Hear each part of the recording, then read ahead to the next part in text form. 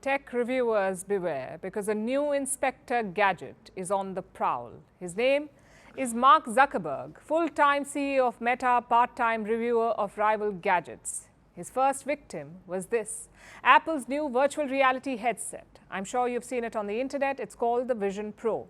Now, Zuckerberg's company already has a VR headset. It's called the Meta Quest. So the Vision Pro is a direct challenger. It could take away Meta's market.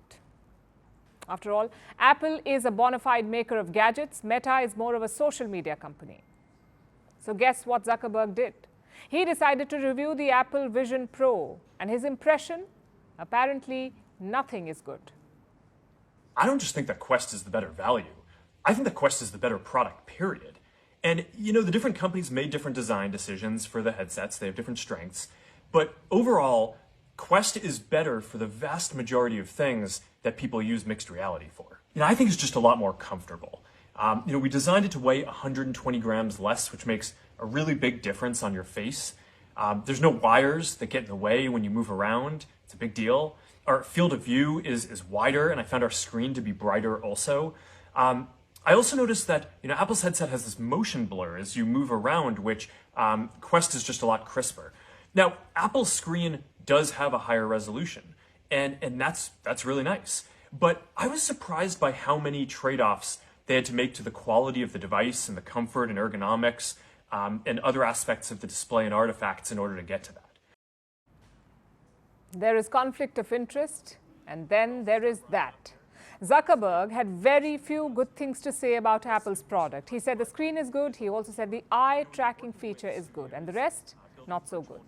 He says his headset is much better than Apple's, and that is a bold claim. Look at the price difference between the two. Meta's headset costs $499 and Apple's $3,499. So the Vision Pro costs $3,000 more, which is 2.5 lakh Indian rupees. Forget virtual reality. Think of what that money can do in actual reality.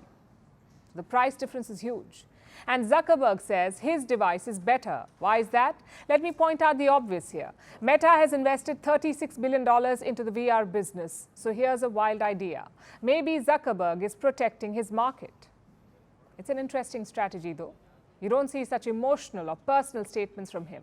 Not unless he's at the US Congress, because then, of course, it's apology time. Sorry for stealing your data, sorry for hurting your children, and sorry for amplifying hate speech. Basically apologizing for a normal day at Meta. But this time, Zuckerberg is being proactive. He's trashing Apple's product on social media. What's more, he recorded that whole thing on his VR headset. So criticism and promotion rolled into one. It looks like Zuckerberg 2.0. Last year, he launched a rival to Twitter.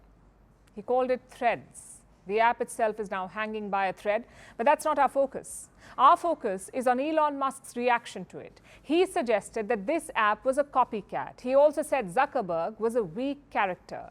That led to a feud between the two men. There was even talk of a fighting contest between them. Now that was worth $3,499. Two rich geeks going at each other. Either way, my point is quite simple. Tech titans going personal is not news anymore. It's become part of the game. And brands attacking each other is also an old practice. Look at this ad by BMW. It was their goodbye to the CEO of Mercedes-Benz, their rival. He was retiring after a long stint. The ad shows the CEO giving up his Mercedes car, and later he drives off in a BMW. Take a look.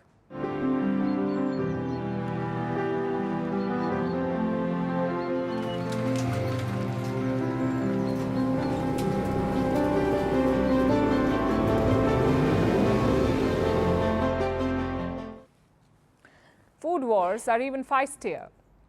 Take Wendy's, for example, a fast food chain in the United States. They troll their competition on social media, like when McDonald's came out with spicy nuggets. Look at Wendy's reaction.